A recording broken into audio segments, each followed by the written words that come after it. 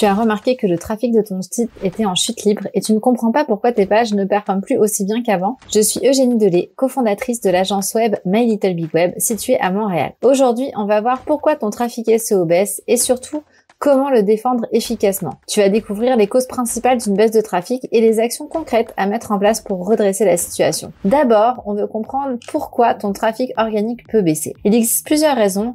Et la première concerne les mises à jour de l'algorithme de Google. En fait, il faut comprendre que Google met régulièrement à jour son algorithme pour améliorer les résultats de recherche. Parfois, ces changements peuvent impacter négativement ton site, même si tu fais tout correctement. La deuxième raison, c'est l'évolution des tendances de recherche. Les habitudes des internautes changent, certains mots-clés perdent en popularité, tandis que d'autres émergent. Si ton site n'évolue pas avec les tendances, évidemment, ton trafic peut en souffrir. Une autre cause fréquente, c'est la concurrence qui s'intensifie. Si de nouveaux concurrents entrent sur le marché avec une meilleure stratégie SEO, ils peuvent évidemment progressivement prendre tes positions dans Google. Et enfin, il faut aussi penser aux problèmes techniques. Un site lent, des erreurs 404, un mauvais maillage interne ou encore une indexation partielle peut entraîner une perte de trafic. Alors maintenant, concrètement, comment on fait pour protéger son SEO par rapport à ces baisses de trafic? La première étape, évidemment, c'est toujours un peu la même, c'est de vérifier et analyser les causes de la baisse. Avant de réagir, on veut comprendre ce qui s'est passé, comme n'importe qui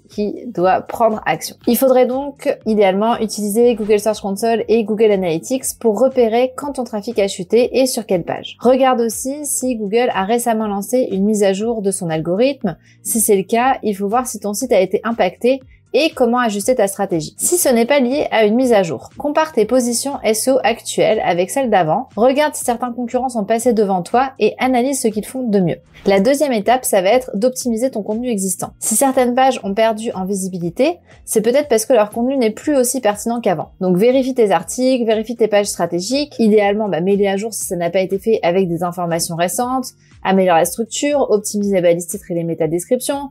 Tu connais la chanson, puis si jamais tu as besoin, évidemment, tu peux aussi regarder dans nos anciennes vidéos. On donne quand même pas mal de contenu pour mettre à jour son site et optimiser son contenu. N'hésite pas aussi à ajouter des éléments multimédia comme des vidéos, des infographies ou des tableaux, puisque on sait quand même depuis plusieurs années maintenant que Google référence des contenus qui sont riches, qui sont enrichis par des métadonnées, etc., mais aussi par un contenu qui n'est pas uniquement du texte. Pense aussi à travailler l'intention de recherche. Si un mot-clé évolue, adapte ton contenu pour qu'il corresponde mieux aux attentes des internautes. Et enfin, améliore l'autorité de ton site. Donc ce qu'il faut comprendre, c'est qu'un bon SEO, ce n'est pas juste du contenu et des mots-clés. C'est important aussi de renforcer ton autorité. Donc travaille ta stratégie de backlink. Il faut obtenir des liens de qualité depuis des sites pertinents et crédibles dans ton domaine idéalement. N'hésite pas à collaborer avec des partenaires, à publier des articles invités et sois actif sur les réseaux sociaux pour générer du trafic naturel vers ton site. Le fait d'avoir un lien de Facebook, Instagram à ton site ne va pas augmenter son autorité,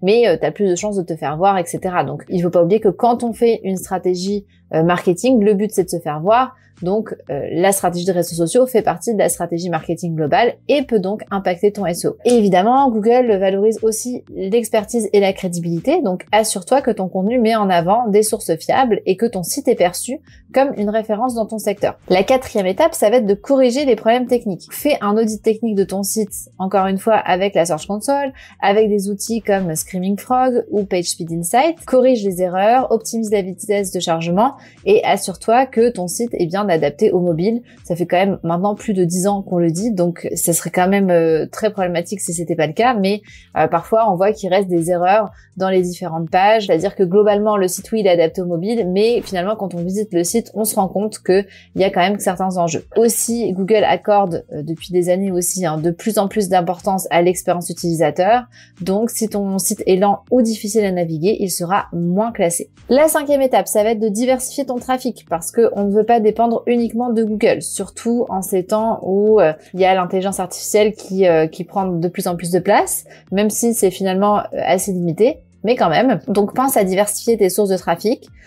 Idéalement, développe ta présence sur les réseaux sociaux, travaille ton référencement sur YouTube, fais de l'email marketing, il y a plein de choses à faire, donc ne mise pas tout là-dessus. Là, un trafic diversifié va permettre de réduire l'impact d'une baisse soudaine du SEO et évidemment de maintenir une audience stable. Donc, qu'est-ce qu'il faut retenir? Si ton trafic organique baisse, ne panique pas. Analyse la situation, optimise ton contenu, améliore l'autorité de ton site et corrige les problèmes techniques. que tu peux voir, diversifie tes sources de trafic. Donc c'est vraiment les points importants qu'on a vus aujourd'hui. Avec ces actions, tu pourras défendre efficacement ton SEO et retrouver de la stabilité dans Google. Et si tu veux un coup de main pour ton SEO, n'hésite pas à nous contacter. Et bien sûr, abonne-toi pour plus de conseils en marketing digital et partage cette vidéo si tu connais quelqu'un qui a besoin d'améliorer son SEO.